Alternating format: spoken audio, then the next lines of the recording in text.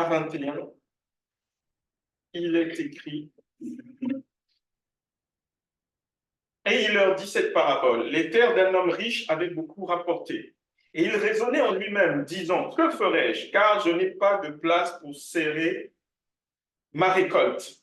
Voici, dit-il, ce que je ferai. J'abattrai mes greniers, j'en bâtirai de plus grands. J'y amasserai toute ma récolte et tous mes biens.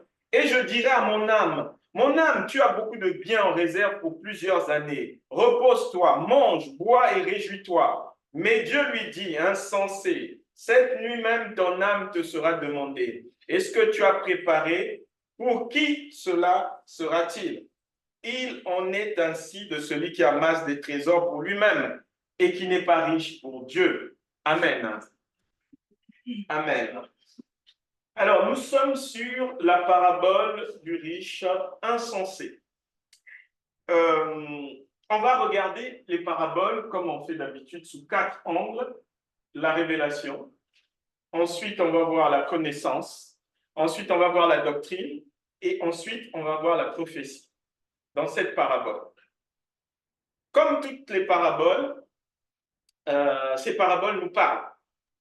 C'est pour chacun d'entre nous, en fait, que le Seigneur, en fait, vient, en fait, nous dire la réalité. Parce que ce que nous oublions souvent, c'est que nos vies sont déjà écrites.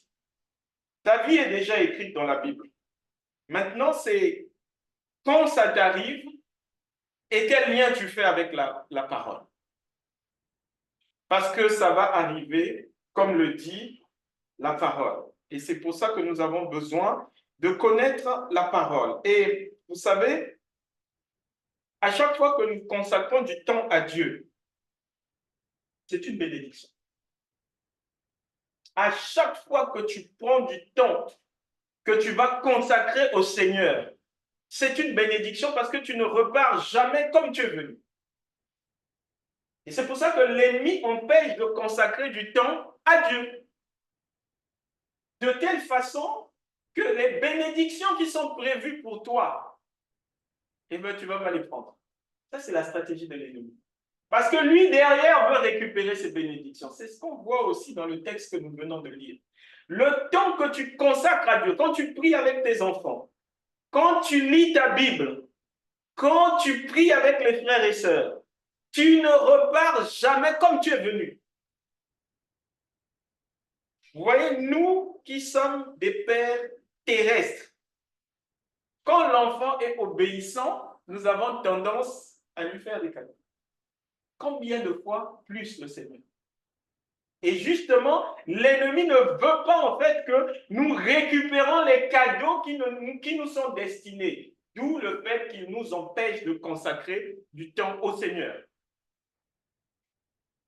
La parabole du riche.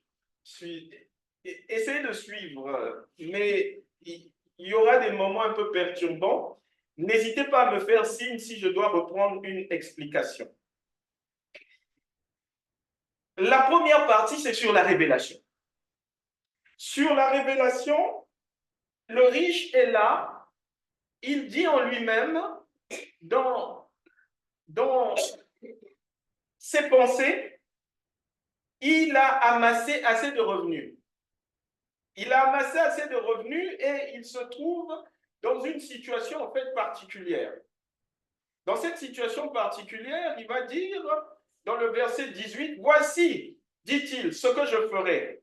J'abattrai mes greniers, j'en bâtirai de plus grands, j'y amasserai toute ma récolte et tous mes biens. »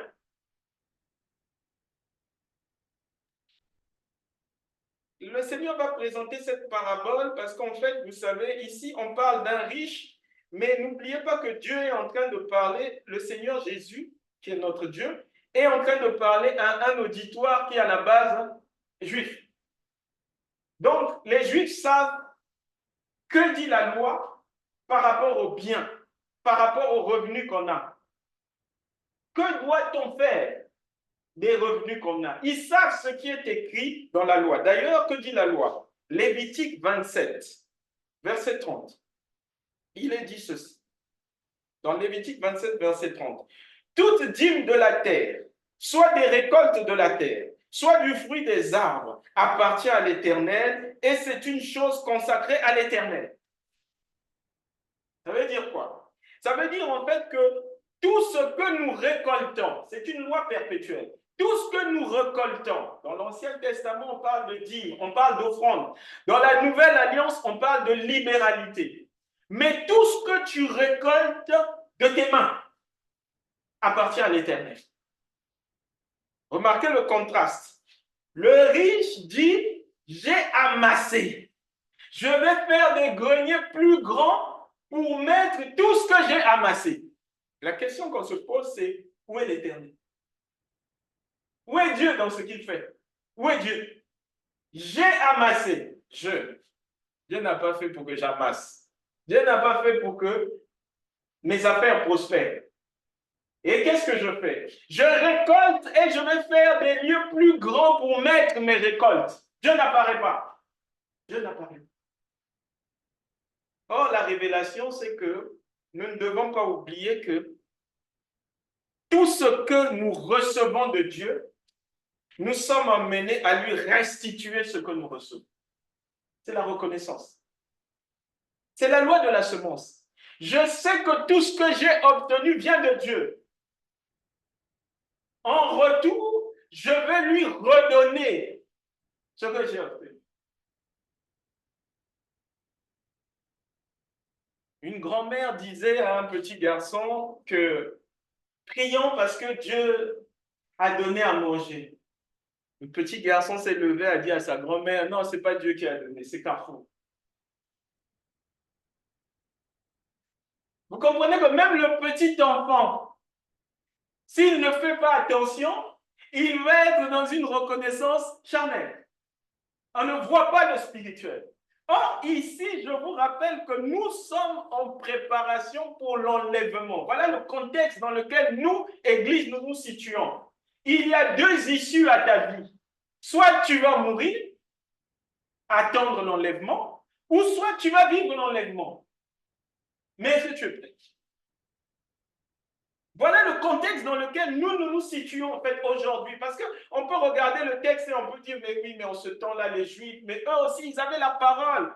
Comment ce riche a pu ne pas regarder la parole et dire, j'ai amassé, il faut que je donne la part qu'il faut au Seigneur. Oui, mais toi aussi, tu as la Bible aujourd'hui. Toi aussi, tu as la parole. Dieu te parle aujourd'hui. Médite la parole et prépare-toi aux deux issues. L'Éternel dit dans Malachie 4, apportez vos offrandes, apportez vos dîmes dans ma maison, et vous verrez si je ne vous bénis pas en retour. Vous voyez comment le Seigneur fait? C'est-à-dire, lui, il te donne. Tout ce qu'il veut voir, en fait, c'est est-ce que tu manifestes de la reconnaissance? Tu reviens lui donner ce qu'il te donne. Mais qu'est-ce qu'il fait en retour? Non, Dieu est bon. Vraiment, ayez à cœur que le Seigneur est bon. Qu'est-ce qu'il fait en retour quand toi, tu viens redonner dans sa maison les libéralités? Il te rajoute. J'aime ça. Comprenez le mécanisme? C'est-à-dire que celui qui ne bénit pas avec ses biens, mais ne sera pas béni en fructification. Non, ce n'est pas possible. Ce que Dieu t'a donné, tu dois revenir lui montrer ce qu'il t'a donné et il te bénit encore plus. Voilà ce qu'il a dit aux Juifs dans l'Ancienne Alliance. Voilà ce qu'il nous dit aujourd'hui. Du coup, à chacun d'entre nous de nous souvenir en fait de mais comment j'utilise mes biens? Parce que là, on voit le riche, on dit, ah, mais lui aussi, c'est abusé, il était riche. Comment il n'a pas pu, mais il avait assez d'argent, comment il n'a pas pu? Attention. Dieu a vu à son niveau. Mais Dieu te voit à ton niveau. Que fais-tu des revenus que Dieu t'a donnés? Le peu de revenus que Dieu t'a donné, le gros revenu que Dieu t'a donné. Et il y a des personnes qui sont amenées à entrer dans leur destinée. Vous savez, dans la Révélation, il fallait que Joseph pardonne à ses frères. Mais Dieu a utilisé ses frères pour qu'il entre dans sa destinée. Si ses frères ne l'avaient pas vendu, il ne serait pas en Égypte. Si Potiphar ne l'avait pas chassé, il ne serait pas en prison. Si Pharaon n'avait pas eu le rêve, on n'aurait jamais appelé Joseph pour venir interpréter. Toutes ces personnes sont intervenues dans la destinée de Joseph. C'est après avoir pardonné que Joseph leur a dit, mais c'était le plan de Dieu. Pour que vous ne mouriez pas de famine, il fallait que moi je vienne en Égypte. Il y a des gens qui vont te combattre. Ils vont combattre tes biens. Mais c'est pour te faire entrer dans ta destinée. Parce qu'il faut que tu entres dans ta destinée. Regardez Joseph d'Arimathée, un homme très riche parmi les Juifs. Lorsque le Seigneur Jésus, et pourtant, chez les Juifs, il y avait beaucoup de riches. D'ailleurs, vous remarquerez qu'aujourd'hui encore, dans le milieu juif, il y a beaucoup de gens qui ont beaucoup d'argent. C'est fait à dessein. Parce que le Seigneur veut voir comment ils appliquent la parole. Parce que dans toutes les positions que Dieu te met, il voit comment tu appliques sa parole. Sinon, tu vas dire, oh mais Seigneur, non, moi, je n'avais pas beaucoup de revenus. J'avais que le SMIC. Seigneur, je ne pouvais pas beaucoup donner. Non, non. Le Seigneur va doubler ton salaire. Il va te regarder. Là, maintenant, tu n'as plus que le SMIC. Que fais-tu de tes revenus? Est-ce que tu reviens donner à celui qui t'a donné? Joseph d'Arimathée, riche parmi les Juifs, était le seul riche en Israël qui s'est levé pour aller voir Pilate et dire, donnez-moi le corps de Jésus. Imaginez la stupeur de Pilate. Un homme riche comme ça vient vous voir. D'abord, il est reçu, entre parenthèses. Pilate, qui était gouverneur romain, le reçoit tout de suite parce qu'il est riche. Si c'était un pauvre, mais les soldats allaient le chasser, mais mon Dieu, on sort. Non, non. Pilate le reçoit. Pilate s'attend à ce qu'il règle une affaire importante, mais une affaire d'argent. Joseph d'Arimathée lui dit, le corps, je vais enterrer. C'est la stupéfaction pour Pilate. Comment un riche vient me voir? C'est pour enterrer quelqu'un ici. Mais quels sont ces riches? Le bien que Dieu lui a donné, sa reconnaissance, c'est qu'il utilise l'argent que Dieu lui a donné pour la gloire. C'est la révélation. Tout ce que tu recevras, n'oublie pas de dire à tes enfants que ça vient de Dieu. On est dans la période de Noël. Mes bien-aimés, arrêtez de dire aux enfants le Père Noël. Ceux qui regardent la vidéo, arrêtez. Dites que c'est Jésus qui donne. Arrêtez parce que l'enfant va penser que c'est vrai. Il va grandir avec ça. Parce que justement, il ne manifestera pas de reconnaissance à l'état d'adulte. Parce que ce que Dieu te donne, il faut que tu manifestes la reconnaissance. Et je veux dire à quelqu'un que c'est simple de s'enrichir. On est dans la révélation. C'est simple de s'enrichir. C'est simple. Tu manifestes de la reconnaissance à Dieu, Dieu va t'enrichir. Parce que la Bible dit, il est plus exigeant à ceux à qui il a donné plus. Vous voyez Joseph d'Arimathée, s'il n'avait pas acheté le tombeau du Christ, il aurait fini pauvre. C'est-à-dire, Dieu manifeste de l'exigence à celui à qui il a donné encore plus. Toi, il t'a donné encore plus, Dieu est encore plus exigeant avec toi. Dans tes biens matériels, mais c'est aussi le cas dans le spirituel. Si tu as beaucoup de dons, si le Seigneur t'a appelé à un ministère, Dieu va être très exigeant vis-à-vis de toi. Quelqu'un d'autre, il va être moins exigeant. Toi, tu vas être là. Je vous prends un exemple. Quelqu'un qui est ministre de Dieu, qui prie depuis des années pour avoir un enfant, Dieu ne lui donne pas. Quelqu'un qui vient prier un mois avec la communauté, tout de suite, tombe enceinte.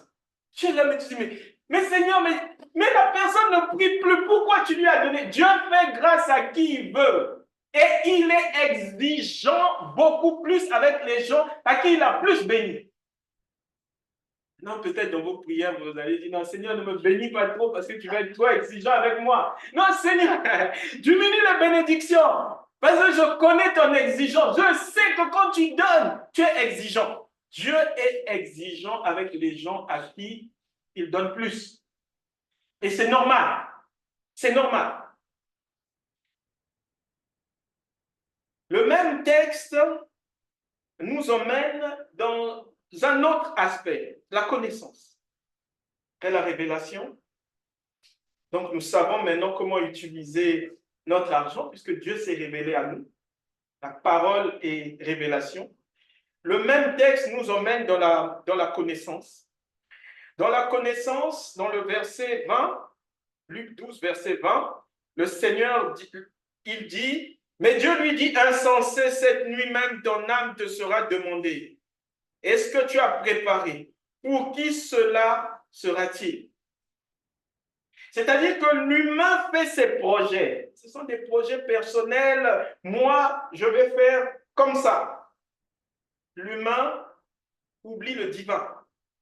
C'est facile d'oublier que le souffle de vie vient du Seigneur. Que celui qui te fait grâce d'être là, c'est le Seigneur.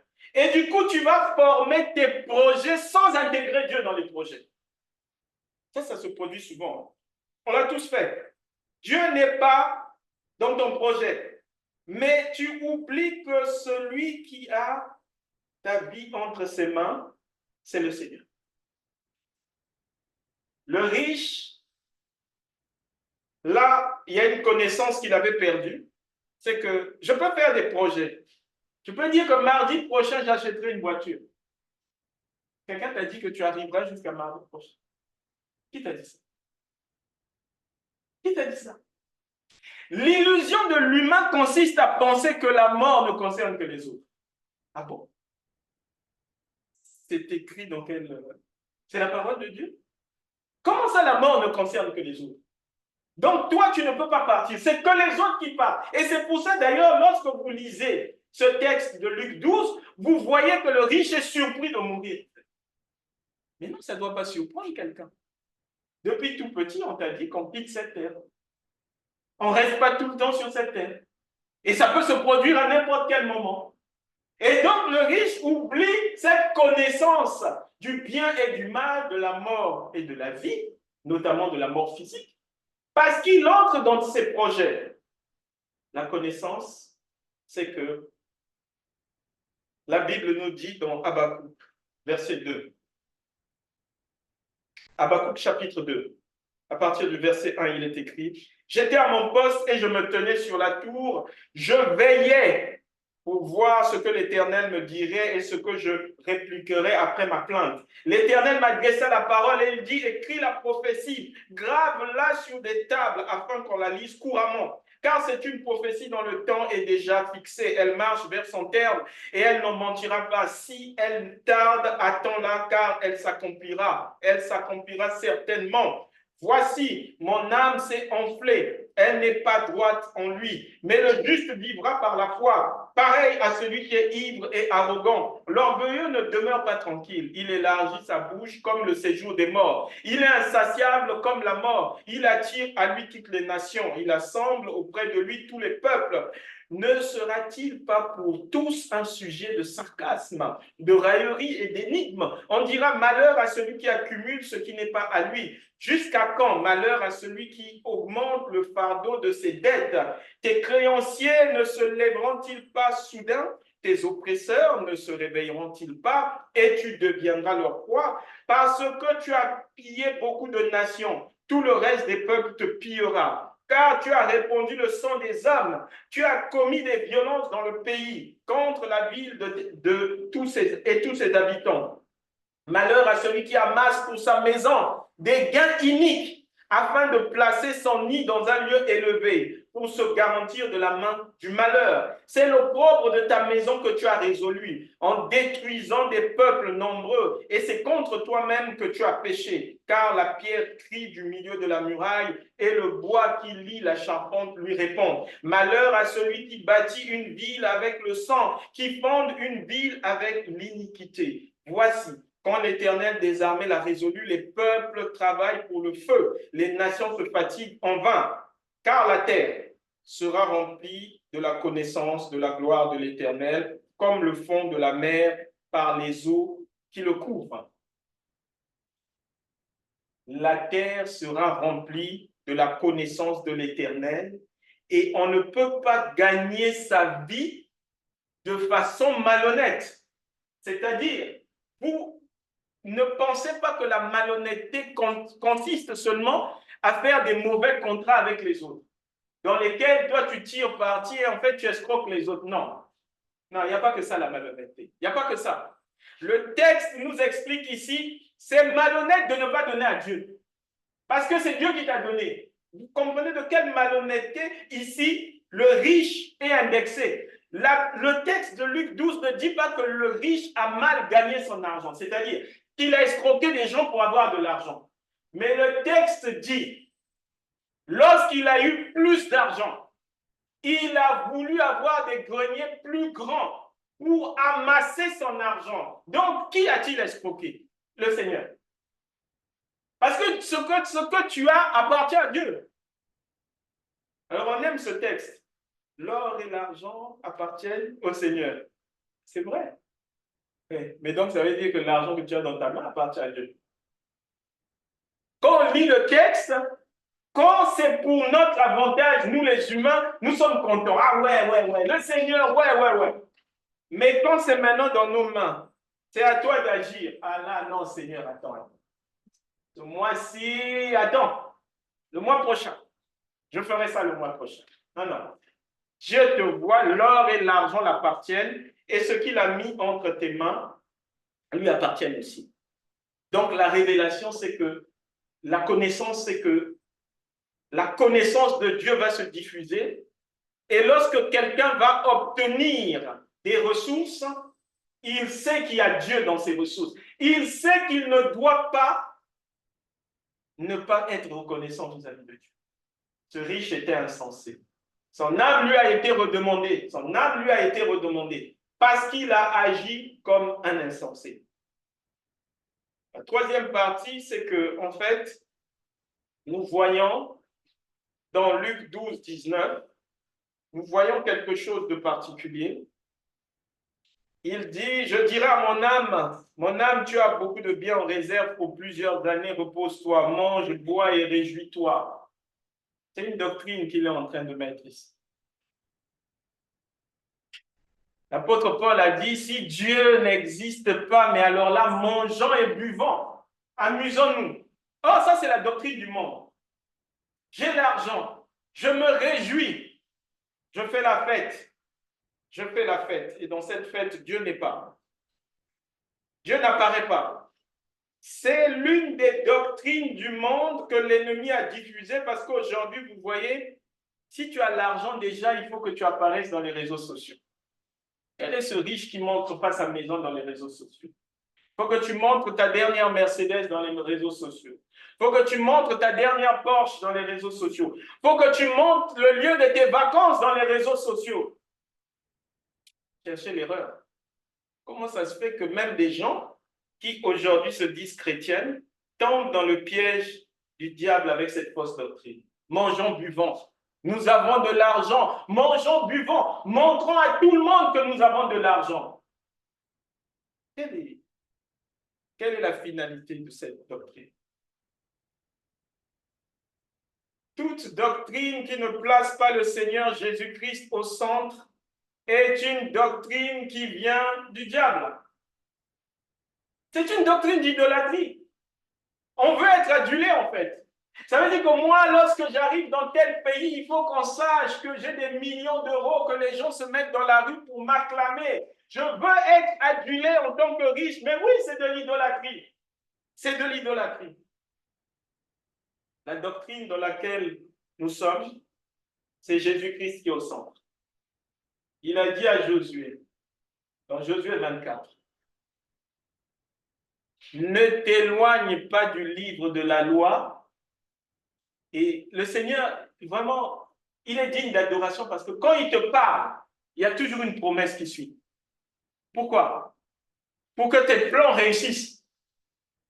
C'est-à-dire, quelqu'un est assis, il se dit, mais moi, comment ça se fait que la réussite ne vient pas? Ne t'éloigne pas du livre. Si tu t'éloignes de la parole, tu ne vas pas réussir. Si tu fais la parole, tes délices, tu vas réussir. David n'avait aucune particularité pour réussir en tant que roi. Je vous replace le contexte. David est le fils d'une servante. Ce n'est pas le fils des femmes légitimes. David est fils d'une servante. Ses frères ont une carrure militaire. Et d'ailleurs, deux de ses frères sont des militaires. Dieu va aller prendre le plus maigre, le plus petit. C'est celui-là qui prend, il va le placer roi. Quand on voit ça, on se dit, mais il ne va pas réussir. Quelle expérience il a? Comment va-t-il réussir? Qu'est-ce qui a fait que David réussisse? C'est la parole. Il ne s'est pas éloigné de ce que Dieu lui a dit. C'est la parole. Je vais dire à quelqu'un que si tu te poses des questions sur ta réussite, dans cette doctrine, revois la parole. Parce que Dieu va te montrer là où tu t'es éloigné de la parole. Parce qu'à chaque fois que tu t'éloignes de la parole, l'ennemi t'accuse. Comprenez bien le livre de Job. C'est une révélation, Job. Je viens à l'église, je prie, je lis ma Bible. Le diable m'observe. Il cherche. Que fait-il de mauvais? Que fait-il de mauvais? Dès qu'il voit que je fais quelque chose de mauvais, il va accuser. Voilà. Vous voyez? Il dit qu'il est chrétien. Regarde son comportement. Regarde ce qu'il est en train de dire. Tout de suite, il va t'accuser. Ça veut dire que lorsque l'ennemi t'accuse, tu t'es éloigné du livre, de la parole. Parce que la Bible nous dit que ce sont des paroles de vie. Dans la Bible, il y a des paroles de vie. La doctrine dans laquelle nous sommes, c'est une doctrine de grâce, où le Seigneur Jésus-Christ est au centre. C'est pour ça que Jean-Baptiste a dit, il faut que je diminue. Pourquoi? Pour que lui, il y a des gens qui ne veulent pas diminuer. Dieu te dit, tu dois diminuer. Non, moi je ne peux pas diminuer. Non, Dieu te dit, il faut que tu diminues. Pour que le Seigneur apparaisse en toi, tu dois diminuer. Tu es devenu millionnaire en euros, mais on ne sait pas que tu es millionnaire en euros. Diminue. On ne sait pas. Les gens viennent te voir, ils ne savent pas qu'ils ont affaire à un millionnaire. Ils ne savent pas. Diminue.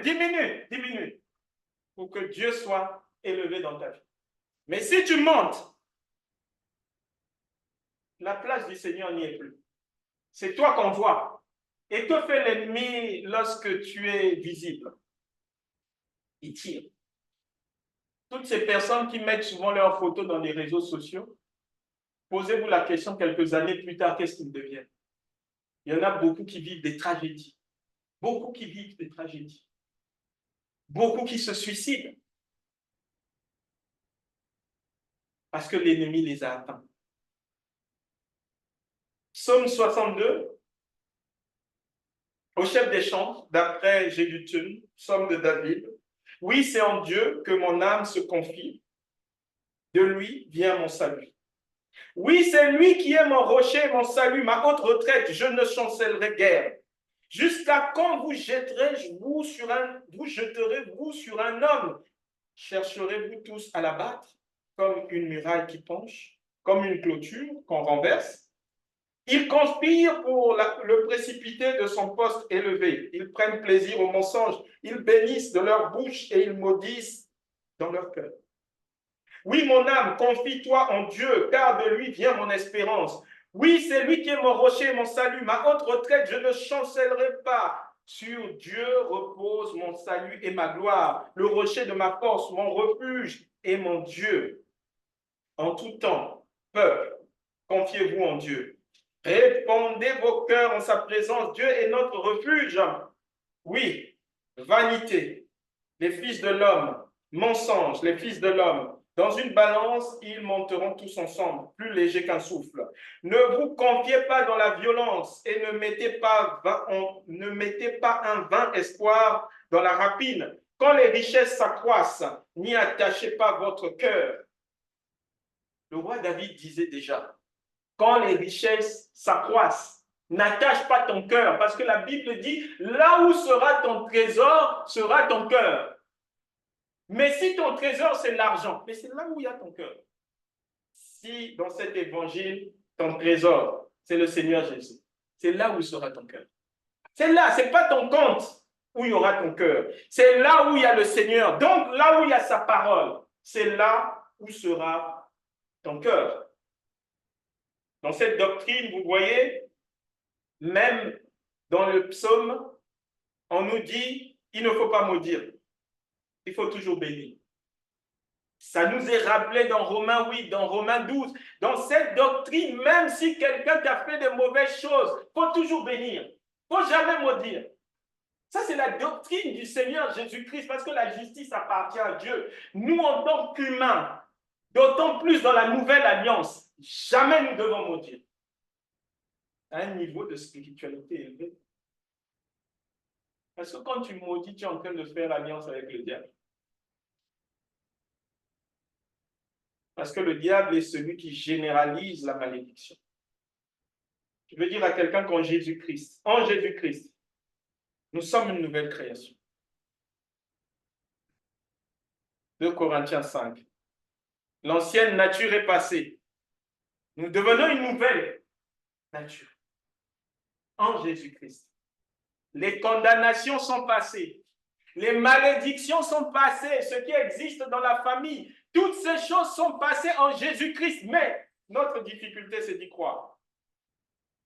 Si tu ne crois pas que le Seigneur a enlevé la malédiction qui venait de ta famille, qui est sur toi, cette malédiction va continuer.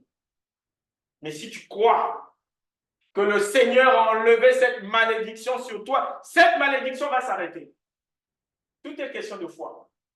Si tu ne crois pas, l'ennemi va continuer. Nous arrivons dans la prophétie, la dernière partie.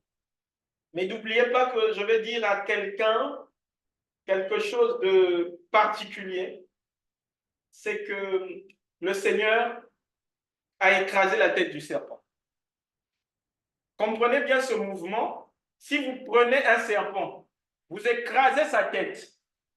Observez-le. Son corps bouge. Son corps bouge. Je vais dire à quelqu'un aujourd'hui que tu subis les attaques du diable. Mais c'est le corps du diable qui bouge. Sa tête est écrasée. C'est-à-dire qu'il te fait peur. La tête est écrasée. Avec sa tête, il ne peut plus rien faire. C'est son corps qui est en train de bouger. Parce que le Seigneur l'a rendu sans défense devant nous. Le Seigneur lui a enlevé la puissance devant nous. Parce qu'en tant qu'enfant de Dieu, si tu crois que le Seigneur a mis en toi le don de chasser les mauvais esprits au nom de Jésus-Christ, tu dis à l'esprit, sors, il va sortir. Si tu ne crois pas, lui-même va te dire, tu ne crois pas ce que tu dis. Lui-même, il va te dire, tu ne crois pas ce que tu dis. Parce que justement, quand il commence à parler, ça veut dire que tu n'as pas assez de puissance. Sors, il sort. Parce que Dieu t'a revêtu de puissance. Ah, mais, mes frères et sœurs, le Seigneur a fait des choses extraordinaires pour nous. Hein. Le Seigneur nous a revêtus. C'est-à-dire, je rappelle en Corinthiens 15, nous ne combattons pas pour vaincre. Nous combattons dans la victoire. C'est deux choses différentes. Il y a des gens qui entrent dans le combat en train de se demander est-ce que je vais gagner. Non. Dieu t'a dit. Je t'ai revêtu de puissance pour vaincre. Tu ne peux pas perdre devant l'ennemi. Mais lui, comme il est menteur, comme il est rusé, il vient toujours avec ses ruses. Et d'ailleurs, dans la prophétie, il va manifester une ruse. Il va manifester une ruse par rapport aux riches. Nous sommes dans Luc 12, verset 18. Voici voici, dit-il, ce que je ferai. J'abattrai mes greniers, j'en bâtirai de plus grands, j'y amasserai toute ma récolte et tous mes biens. Ruse. C'est une ruse. Dans le cœur, la personne va avoir le langage de dire, moi, je vais être quelqu'un de plus grand. Encore plus grand. J'aurai encore des choses beaucoup plus grandes. Ruse de l'ennemi. Qui fait croire à quelqu'un que, au fond, le souffle de vie t'appartient. La vie est à toi, en fait. Remarquez les publicités. La vie vous est grande ouverte. C'est votre vie. Donnez du sens à votre vie. Ah bon, ta vie t'appartient? C'est nouveau. Tu n'as pas un créateur. Tu vas te lancer dans des projets pharaoniques. Pharaon a fait. Il a fait ses funérailles. Il a préparé ses funérailles avec des édifices énormes. On l'a enterré dedans, les gens sont venus voler. Il n'avait pas la prophétie, mais il a gardé de l'or pour d'autres. Il y a des gens qui sont enrichis grâce à Pharaon. Il voulait des funérailles magnifiques. Mais oui, il a eu des funérailles, mais il a enrichi d'autres personnes. Et de l'autre côté, l'argent n'a pas de valeur. De l'autre côté, je ne peux pas aller dire, mais attendez, dans ce cimetière, il faut qu'il y ait de l'ordre. Moi, je suis millionnaire en euros. Je dois avoir le meilleur sépulcre. Non, les démons vont te dire, ici, c'est nous. Ici, tu es dans nos mains. Fini les blagues. C'était sur terre que tu faisais la bouche. Ici, tu es avec nous. C'est nous qui commandons. Tu vas voir ce que tu vas voir. Où sont tes milliards? Il n'y a plus rien. Le roi Salomon, Ecclésiaste 12. Ecclésiaste 12, le roi Salomon nous dit un texte vraiment d'une profondeur prophétique. Parce que le roi Salomon, il avait reçu, vous savez, Salomon avait une particularité. Il cherchait la sagesse de Dieu, mais à un moment donné, le diable l'a fait glisser. Il a cherché les sagesses des dieux des autres nations. Lorsqu'il est allé toucher au Dieu des autres nations, le Seigneur l'a rappelé à lui pour qu'il revienne. Et lorsqu'il revient au Seigneur et qu'il a compris qu'il a fait le tour, en fait, hein, il a fait le tour de la maison. Le début, c'est Dieu, la fin, c'est toujours Dieu. Hein. Bon, lui, il n'avait pas Apocalypse 22. Mais on dit bien, c'est le commencement et la fin. Tu peux pour toi aller, tu vas tourner. Il est allé chercher dans les autres nations, il a trouvé leur magie, leur truc, il a fait des cultes. Il est revenu au Seigneur. Parce qu'il a vu quoi? Dans toutes ces nations-là, il n'y a pas quelque chose qui est plus grand que la connaissance que Dieu donne. Je veux dire à quelqu'un qu'on peut venir t'expliquer c'est quoi l'hindouisme. On peut venir t'expliquer c'est quoi les kamites. On peut venir t'expliquer c'est quoi le confucianisme. Tu ne trouveras jamais la connaissance que tu as dans la parole. C'est une connaissance très élevée. Voici ce que écrit Salomon à la veille de sa mort. Ecclésiaste 12. 1-8. Mais souviens-toi de ton Créateur pendant les jours de ta jeunesse, avant que les jours mauvais arrivent et que les années s'approchent où tu diras, je n'y prends point de plaisir. Avant que s'obscurcissent le soleil et la lumière, la lune et les étoiles, et que les nuages reviennent après la pluie. Tant où les gardiens de la maison tremblent, où les hommes forts se courbent, où celles qui moulent s'arrêtent parce qu'elles sont diminuées, où ceux qui regardent par les fenêtres sont obscurcis, où les deux battants de la porte se ferment sur la rue quand s'abaisse le bruit de la meule, où l'on se lève au chant de l'oiseau, où s'affaiblissent toutes les filles du champ, où l'on redoute ce qui est élevé, où on a des terreurs en chemin, où l'amandier fleurit, où la sauterelle devient pesante et où la cape n'a plus d'effet, car l'homme s'en va vers sa demeure éternelle et les pleureurs parcourent les rues avant que le cordon d'argent se détache, que le vase d'or se brise, que le seau se rompe sur la surface et que la roue se casse sur la citerne, avant que la poussière retourne à la terre comme elle y était et que l'esprit retourne à Dieu qui l'a donné. Salomon, ici, nous décrit la mort. C'est une description de la mort.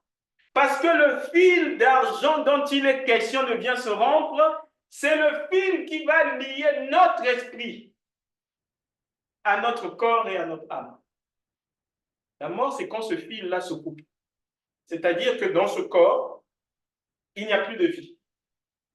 Et quand il n'y a plus de vie dans ce corps, l'esprit repart au Seigneur parce que Dieu a soufflé pour que je devienne une âme vivante. L'âme, si elle appartient à Dieu, elle va avec le Seigneur. Si elle n'appartient pas à Dieu, mais elle va avec l'ennemi. Et donc, Salomon ici va décrire le processus de la fin, processus par lequel tous les hommes sont amenés à passer.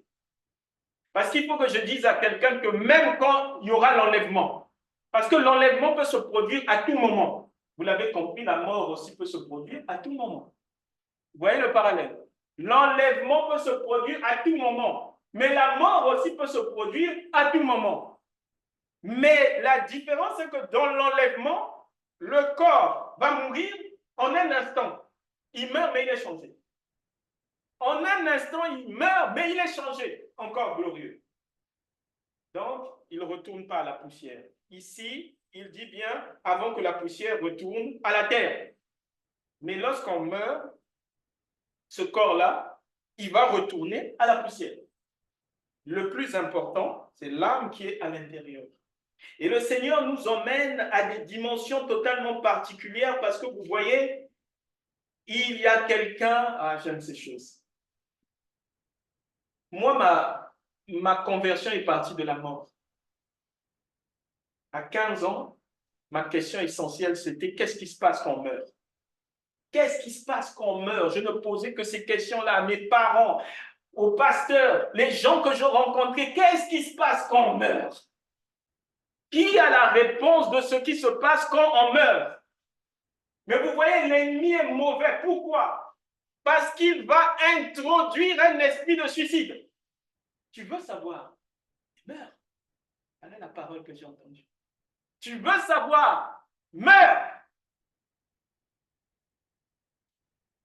Un dimanche, pendant le culte, le prédicateur a dit, Jésus-Christ est mort, il est ressuscité le 3e jour.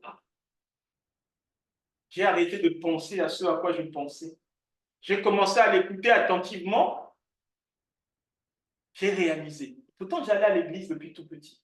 Mais je n'avais pas réalisé que Christ était passé par la mort et que lui pouvait répondre à la question que je me posais sur la mort. Pourquoi? Il est le seul à être revenu. Lui, il est revenu. Tous les gens que vous avez vus dans la Bible qui ont été ressuscités, ils n'étaient pas morts.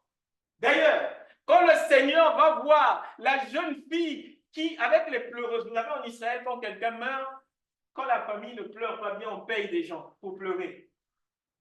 On paye, c'est une tradition en Israël. On paye, il y a des gens qui viennent pleurer, vous vous dites, ah, mais vraiment, il l'aimait beaucoup. Non, non, ce n'est pas sa famille, on l'a payé, il pleure. Les gens pleuraient. Christ a dit, elle n'est pas morte. Ils l'ont pris pour. Mais qu'est-ce qu'il raconte? Ça fait des jours que le corps est là. Le Seigneur va appeler, la personne revient. Ça veut dire que le fil ne s'était pas coupé. Vous comprenez pourquoi Christ dit qu'elle n'est pas morte? Mais Christ est mort. Lui. Il est mort. Il est allé de l'autre côté. Et la mort ne pouvait pas le contenir. Il est revenu. C'est pour ça que dans Apocalypse 22, on nous dit qu'il est le commencement et la fin. Il est l'alpha et l'oméga. L'oméga, ça signifie quoi? Il est mort. Parce que dans le spirituel, c'est l'inverse. Si tu veux comprendre ça dans le spirituel, tu ne dis pas il est alpha, oméga. Tu dis il est oméga. D'abord, il est mort pour toi. Ensuite, il est alpha. Pourquoi alpha? Il est ressuscité pour toi. Il est ressuscité pour toi. Comprenez bien le sens dans lequel Dieu nous donne la vie. Parce que justement, il a détruit le pouvoir de la mort pour nous donner la vie. Quelqu'un est né de chair, d'une femme, il voit ses parents, il grandit, il a la vie, mais ça, c'est la vie charnelle. Quelqu'un est né du Saint-Esprit. Il voit désormais son envie de lire la Bible. Il voit désormais son envie de chanter des cantiques. Là, c'est la naissance d'en haut. C'est ça la résurrection. La résurrection, c'est en fait l'enfant qui reçoit le Saint-Esprit pour naître désormais d'en haut. C'est pour ça que cette naissance d'en haut est extrêmement importante. C'est pour ça qu'il a dit à Nicodème, tu dois naître d'eau et d'esprit. Nicodème était perturbé. Le plus important, c'est la naissance d'en haut. Le plus important, c'est la résurrection. Parce que justement, la résurrection vient annuler la mort. Et justement, comme Christ est ressuscité, je dis à quelqu'un pour finir, il a annulé les actes de condamnation qui pesaient sur toi. Si on lit toutes les condamnations que le diable avait écrites sur ta vie, oh mon bien-aimé, tu serais en larmes. Depuis tout petit, même quand tu suçais le biberon, le diable, il fait du mal à ses parents. Depuis tout petit, tu as toute une liste, toute une liste. Mais le Seigneur est venu, il a annulé tout ça. Pourquoi? C'est lui qui a pris. C'est lui qui a pris. Que quelqu'un soit fortifié, Parce que l'Éternel est vivant. Donc Dieu est vivant. Ecclésiaste 12, versets 13 à 14, pour la fin. Écoutons la fin du discours. Ça, c'est la mort de Salomon. Crains Dieu, observe ses commandements. C'est là ce que doit faire tout homme.